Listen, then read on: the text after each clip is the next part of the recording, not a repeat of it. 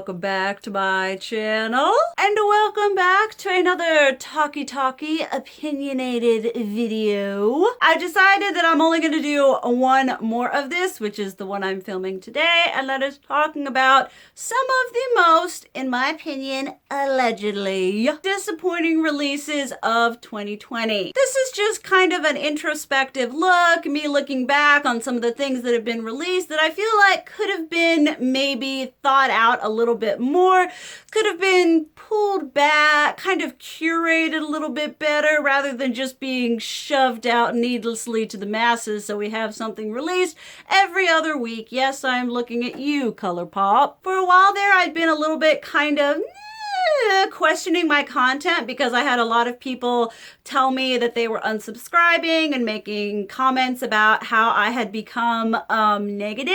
I kind of see things a little bit differently. I mean, yeah, some of it is negative. I see it more as constructive criticism, more as it looking at it in a more realistic light of someone who is trying to make better choices, to be a better consumer, and to kind of look past all of the fluff and the hype and the whatever that often surrounds every single release that comes out. I mean, every time Trend Mood posts, you think, I understand it's her job. I understand it's her job. Nothing against Trend Mood. But if you read her captions, it's like, oh my goodness, shut the whole world down. This lipstick release is the end-all be-all everything. So it's kind of cutting through some of that hyperbolic hype with some hyperbolic rhetoric. So a big thank you to all of you who have stayed here through this. I'd been kind of at a weird place, I feel, with YouTube and content-wise, so we're just going to keep it pushing. I'm just going to be me. I'm going to create content that makes me happy.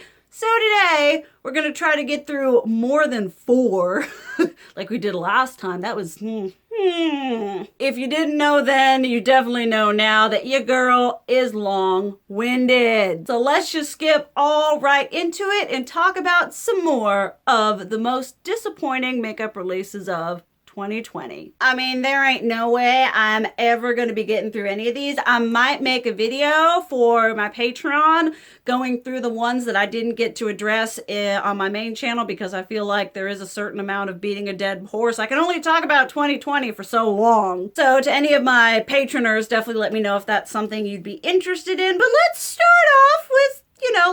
off with less of one product and more sort of a roundup. Y'all know that in my talky videos, I enjoy having sort of discussion points. It's less about the product itself and more about what this stuff represents on a whole. And let's talk about ColourPop. We discussed their wine and only collection in the last video, but of course, it is ColourPop, so that is not their only offense. 2020 was quite a year for ColourPop. They released a lot of stuff. And in my opinion, a large amount of it was sort of, not that it was bad, not that it was unnecessary, but when you have such a large amount of saturation, particularly just from one brand, it gets repetitive. You start caring less about what they're coming out with. Also, when you're releasing a crap ton of stuff and you're releasing it back to back, I feel like you've got less time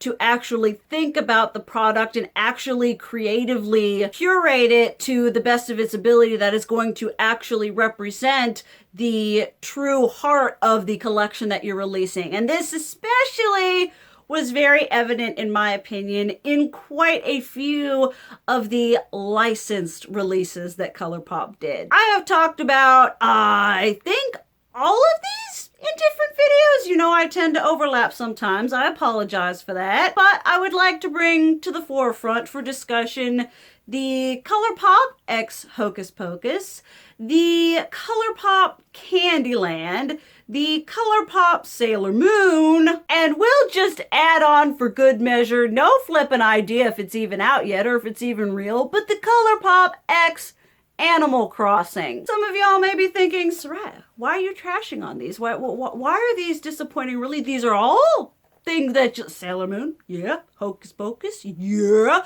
Animal Crossing, yeah. Candyland, yeah. These are things that should appeal to me aesthetically and nostalgia-wise. And quite honestly, because they appeal to me so aesthetically and nostalgia-wise, that is what makes them so underwhelmingly disappointing. Like these, you know, that dull thud sound when like a solid piece of something falls onto that slightly padded carpet and it's just thud. That's the sound effect that comes to play in my mind when I look at these collaborations. And I'm psychoanalyzing, I'm digging deep, I'm definitely looking at it from a more than just face value perspective. That's what I do. I like digging deep. I like getting all, I was gonna say psychotic. I like playing therapist to these makeup companies and their products. It's what I enjoy doing. And so, even when I talked about these in other videos, you look at them and from face value, you're like, okay, it's just another ColourPop release. And honestly, therein lies the problem. It's just another ColourPop release. And when you take all of these, even in their entirety,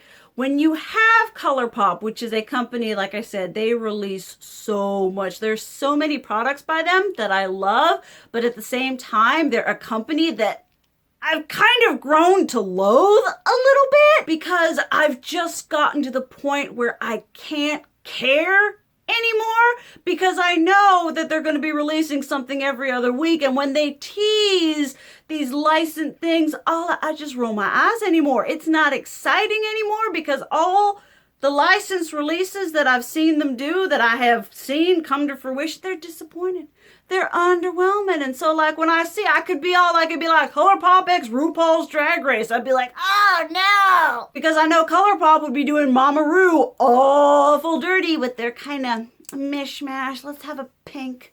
Let's have a yellow. And then let's have a bunch of neutrals. They have failed to adequately execute perfectly, and I understand perfection is a lot to ask, but I would at least like them to execute it adequately, even just not even perfection. How about we just come to the bar straightforward? Because the majority of what we've been getting, the message that I've received from ColourPop in the majority of their releases is the fact that they are going to do the bare minimum on just about anything. Whether it's a release for their collection or whatever, they're like, let's just throw some eyeshadow shades in this thing. Or if it is an intellectual property collaboration, they're just gonna slightly rise to the occasion and then fall ever so short. We're just doing that bare minimum that could slightly will be reminiscent of the project that we're doing. You know, the Candyland, some pastels, some whatever. We're not going to give it a full breadth of color. We're not actually going to get deep. We're not actually going to go beyond face value. Same with the Sailor Moon. Let's put some nice, pretty, pinky, purpley, yellow kind of Sailor Scout vibes in here. Hocus Pocus. Let's put some neutrals with an orange and a green and kind of a purple shade. Let us like completely ignore the visual color aesthetic of the film, and let's just take some eyeshadows that we have in the back and put it in this nice licensed packaging and shill it. That is the only thing ColourPop is curating, is the packaging. They have become the less expensive Too Faced. They could care less about the actual roundup of the product. It's more like it's Hocus Pocus. So you got the Hocus Pocus people, it's a spooky time release. You got the Disney people, like they're just like, they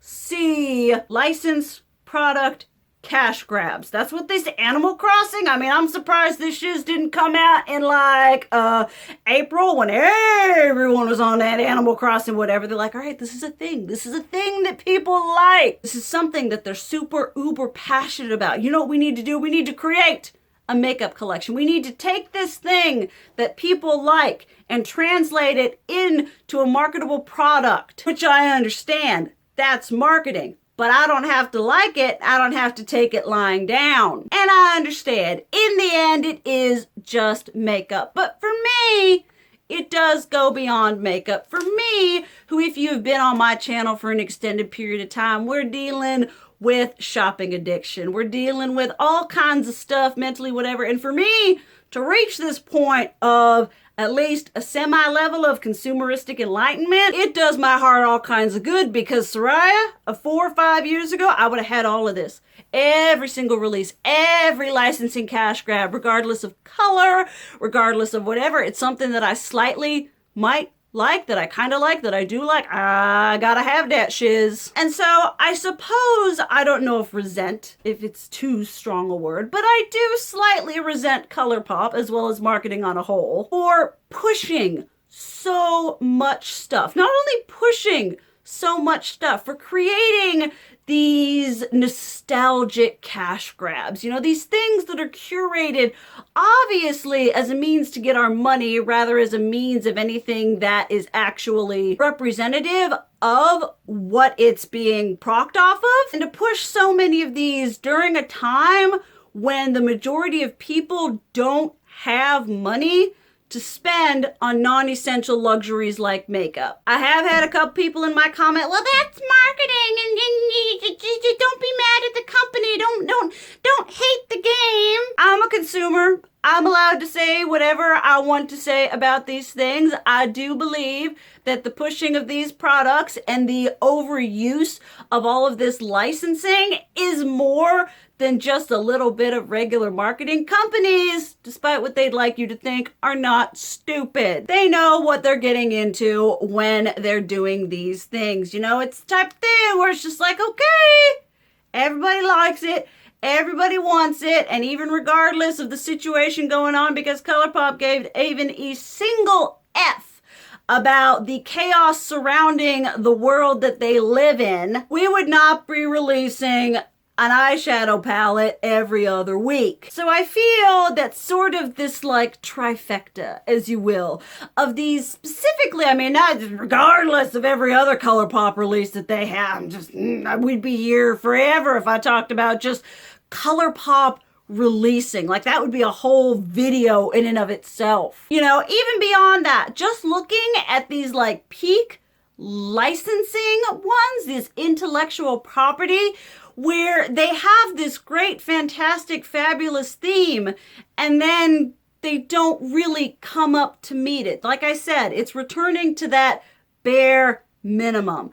That's what's frustrating. That's what's disappointing, is that they have these great ideas and these collaborations, but because they're releasing so much and because it's all back to back, they just aren't able to bring them to complete fruition. It's just, we're just going to keep riding here, and we're going to keep hyping you up with these fancy licensed product things that everyone's going to go crazy. We're going to create the child palette because that's what's popular. And we're going to give you just a taste, just a touch of what it possibly could be, but we're not going to go all the way because we honestly couldn't be bothered to care. Like I said, there are so many ColourPop products that I love, but on a whole, this company is trying me. This company is testing my ever-loving patience. They just out here releasing all kinds of foolishness. I don't want to hear nobody calling them indie no more. They have come a long way from their single Super Shock eyeshadows. They have gotten, dare I say it, a little big for their britches. Okay, we're going to talk about another company that we're also discussing sort of an oversaturation, although this company hasn't really released, I would say, a significant, a huge amount. Going to talk about a Too Faced product, and this is the Too Faced X Mariale Amor Caliente palette. Which, if you look at it, you're like, okay, it's a reddy pinky tone palette. If you were to take it and you were to dissect it, you're like, okay, it's a Too Faced Modern Renaissance. If we're going to dissect it even more, okay, it's a less headache-inducing version of their Pretty Mess palette. Wasn't anything really super crazy, wasn't anything to write home about. And what's disappointing about that, I feel like the theme that we have here, the circle around that we keep making, is the discussion of oversaturation. You know, whether Too Faced is releasing a million things, which they did at one point. They've kind of cooled their jets a little bit now. Got ColourPop saturating enough for they're just their own universe at this point. But when you have so many things being released, it's sad. When you have a palette that's in collaboration with someone who I'm sure is very talented, and it just sort of just goes away. It's like, hey, I'm here. And then it's gone because it's being completely body slammed tsunami style by the wave of all those other products that need to be released. It used to be that we had time for things to breathe. You know, a palette would be released. We'd be like, ooh, that's pretty. Let's do some YouTube videos on it, you know, and then in a couple months they'd release something new, you know, whereas now, if you are a review-based channel, you're going to have to pick and choose and be super selective about the shiz you want to review on your channel. Otherwise, you're going to burn out like crazy because there is always something being released. There's a little bit of a lull. I'm filming this in January. God only knows when it'll get up. But we're kind of chilling. We're doing our thing. We did just make it out of the Armageddon that was holiday. But I just saw it and it was so sad because I saw it and I was like, oh, even I forgot about that, you know, and it creates this, I feel, as much as we still obviously purchase makeup, I feel like with how much they're releasing, the demand has even died down if you look at how much stuff is being pushed out. And so when you couple that with how much is being released, it just turns into this, like, you don't have time to think of it. It doesn't have time to shine. It doesn't have time to stick. And so honestly, the majority of releases just become sort of ho-hum. And it's not in any fault of this, you know, young lady that they were collaborating with. It's Too Faced being all like, all right, we got a collaboration with this person. Let's pull out some of those leftover red tones. People like red. People like pink. Let's put that in a palette and put some kind of whatever and push that out. It sort of comes back down to that whole lack of caring. That lack of really putting their full whatever into it. Instead of really taking the time to analyze the market, to curate an eyeshadow palette or curate a collection, we're just gonna keep releasing little things that we keep putting out there that, you know, kind of keep the masses satiated but aren't really doing anything significant. And speaking of not doing anything significant, KVD, Kendo Vegan Death Star Mandalorian 3000 Beauty, released an eyeshadow palette that I anti-hauled. Never thought that day would come. And I admit, I anti-hauled this mostly because the majority of the palette was shimmers. I'm not even sure. I think it was just like the vegan pigments palette. KVD's been doing desperate chest compressions for a couple months and I'm not sure if they're gonna make it. But you look at this palette and I'm like, okay, all right. I feel like released from a different brand and released the timing, KVD, because not only are they in a rebrand, we've got Kat Von D, she's left the building, done, sold her shares, she's out, peace. And so at a time where the brand is kind of like trying to find itself, it's like, okay, well, we're not Kat Von D anymore. The holiday time and the time to release a palette, to really establish yourself as a brand, the time is nigh. And then they were like, okay, all right, here's the KVD vegan pigments. And if I'm being completely honest, because y'all know I'm never that, this eyeshadow palette, at least the packaging looks like the packaging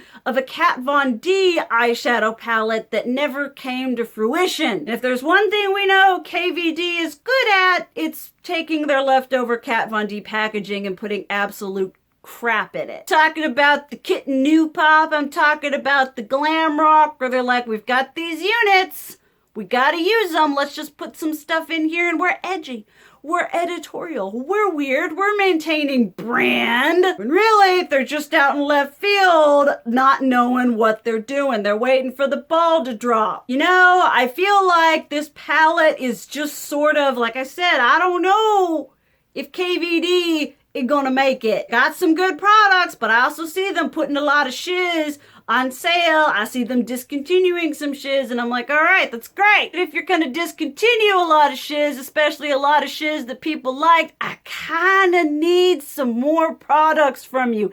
I need to see as much cutting, as much letting go we've got. I gotta see something to supplement that. I gotta see something to look forward to. And they just haven't really done that. It's like they're in the phase of trying to get over leftover packaging before they can actually find themselves. They haven't really established themselves as anything but kind of discount leftover Kat Von D. And it's really telling, whereas her holiday palettes used to be some of the end-all be-all gotta have palettes of the year, to then have the vegan pigments, which as of filming this is currently on sale. It's just sort of an awkward situation where I feel like the brand really hasn't found itself. I'm not sure where it's looking or what it's trying to do, but KVD on a whole, this new generation, new season, hasn't done much of anything to interest me. And this is a brand that I used to say I will lay down in my grave loving this company. And as they've made this sort of awkward, painful transition, they're just floundering. Obviously, I'm not the CEO of a company. I don't know what goes into rebranding, but I feel like the way that they've gone thus far, this vegan pigments palette sort of just sums it up, you know? It looks like leftover packaging, something that they had in the warehouse that didn't actually happen. Let's throw together some shades and proc on the whole fact that we're vegan, which is basically the entire personality of the brand. It's like, not that we create cutting edge formulas, not that we create really unique curated color stories and good products. It's, you know, biased because we're vegan, which is great. Don't get me wrong. Vegan products, yes, that's great. Fantastic. But maybe delve a little bit deeper. Go a little bit farther than just, you know, we're vegan. All right, if we're gonna talk about or comment at all on brands doing the bare minimum, let's talk about something that's a little bit below the bare minimum. A company that I don't purchase from at all, MAC Cosmetics, a company that at one point was on the forefront of the cosmetic industry. Their collections were the one to has. Everybody knows about the soft and gentle skin finish. You know, they were the company that people used. They were professional. They were awesome. They were high quality. And now they doing shiz like being like, well, we're having a collaboration with The Sims. Admittedly, not something that I think about will translate into makeup, but at this point, I feel like companies are willing to collaborate with anything if it'll get them a little buck. And I'm like, okay, all right, The Sims, that's not really my thing, you know, whatever. And then you look, and you see the eyeshadow palette that they've got, which they've taken like cardboard packaging and they've been like The Sims and it's all blue and it's all green and whatever, and you pull the palette out and it is the most basic, beyond basic palette. Even I dare a neutral lover to look at this palette and tell me, oh yes, what a beautiful collection of curated, neutral, earthy tones. I dare you to tell me that palette is pretty, because it's not. It's not curated. It's not nice looking. It's boring. And in order to try to sell these units, they're like, okay, all right, what can we do? What's something that has a cult die-hard following? Let's take some packaging and say we're collaborating with The Sims and put it on it. Who decided that that was okay? That they're like, okay, we have thought process, which we didn't even have that. There was no development for this product at all. But it went beyond that to the people who were supposed to greenlight it and be like, all right, that's great. Send out the promo pictures, do the ad campaign, do whatever, tell people it's for sale. I want to know who said that was okay? Who decided this was going to be a good idea? Because I tell you, taken the most boring eyeshadow palette. You know, ColourPop is bad because they do the bare minimum color story and whatever wise when it comes to their intellectual property licensing collaborations. But to then go even beyond that and to take colors that just, like I said, boring. There is nothing. I didn't even play The Sims.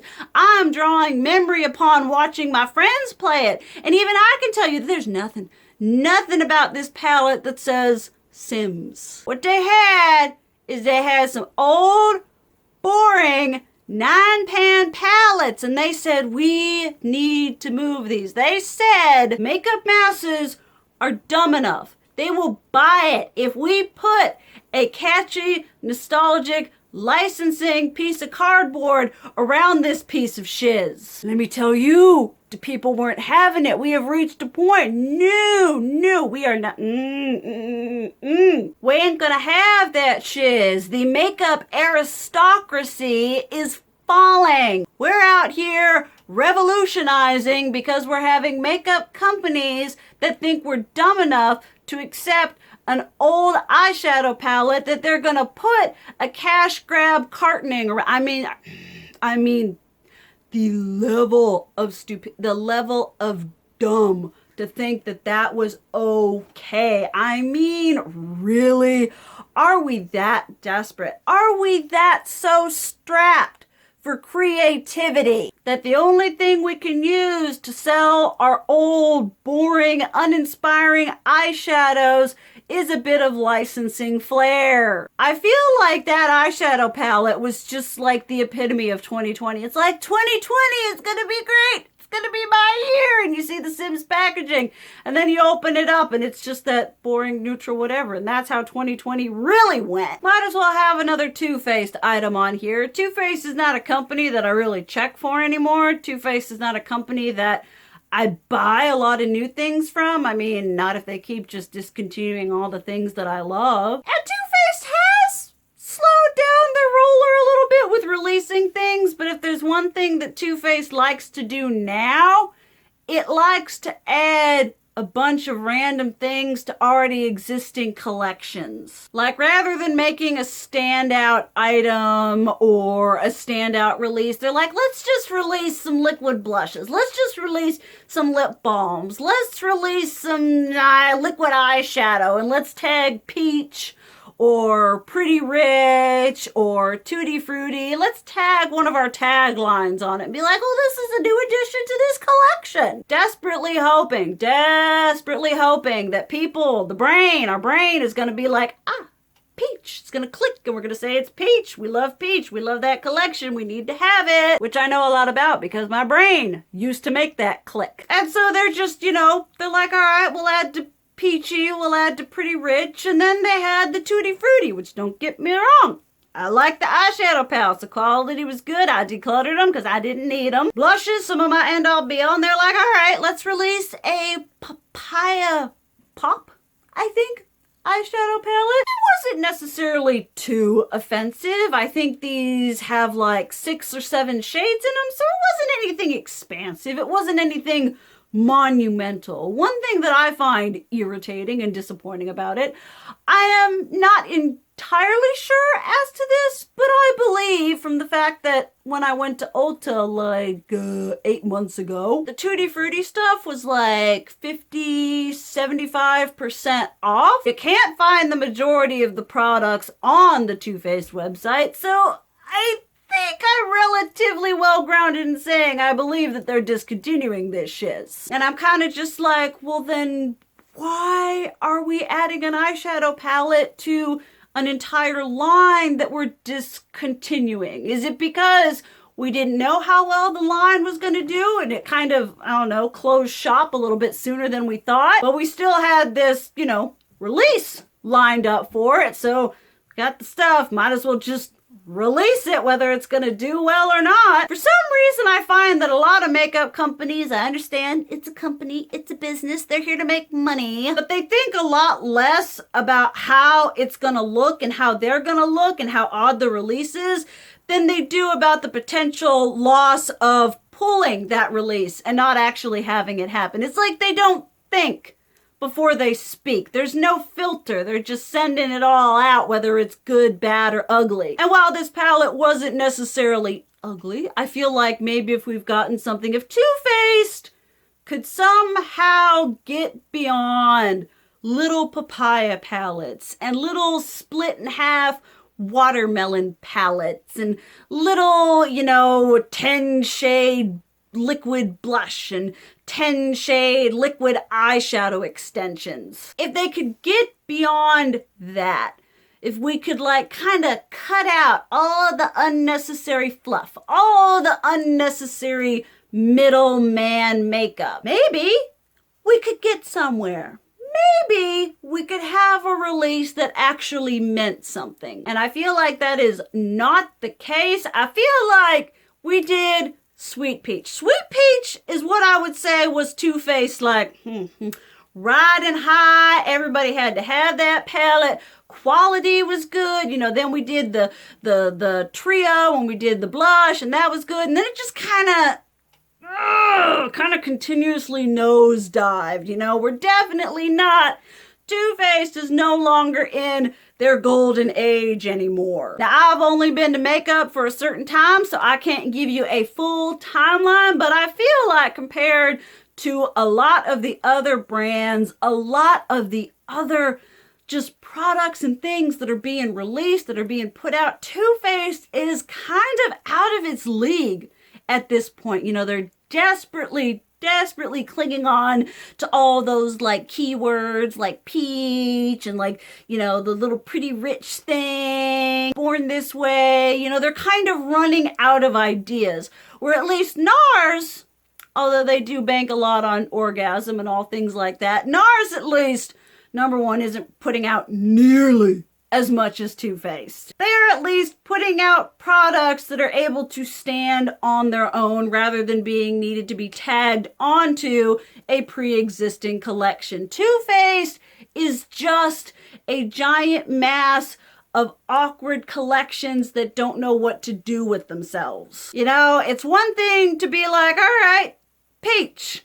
And it's one thing to just take that theme and run with it until the collection itself now has nothing to do with peaches. Or we're like papaya, oh my goodness, we're like mango, we're like wildberry. We're just desperately trying to hold on to these visual tropes that have helped us sell makeup for so many years. I would say that Too Faced is one of the companies that has aged the least well. I remember doing a tag video talking about drugstore makeup, and it was like, well, which company do you think has grown the most? And I'm like, if we're talking about high end, which company has aged the least? Too Faced, definitely Too Faced. Too Faced, Urban Decay. And this is just in my opinion, mind you. This is just in my experience of what I've had from Too Faced and what I've had from Urban Decay and kind of where they've come now. And I feel like a majority of the products that they release and the majority of the company just isn't able to keep up with that level of oversaturation with how many things are being released. They're just unable to compete with everything that's coming out. Like I said, obviously, that is my opinion. I would love to hear your all's opinions. We don't gotta get nasty. We all got different opinions. It's okay. Would love to hear what y'all have to say about the products I talked about. I'm gonna, bring this to a whatever. We're not doing this again, I don't think. I would also love to hear some of the products that you think were some of the most disappointing in 2020, whether you tried them or not. But thank you guys so much for watching. I love you. And as always, keep it real. Mwah!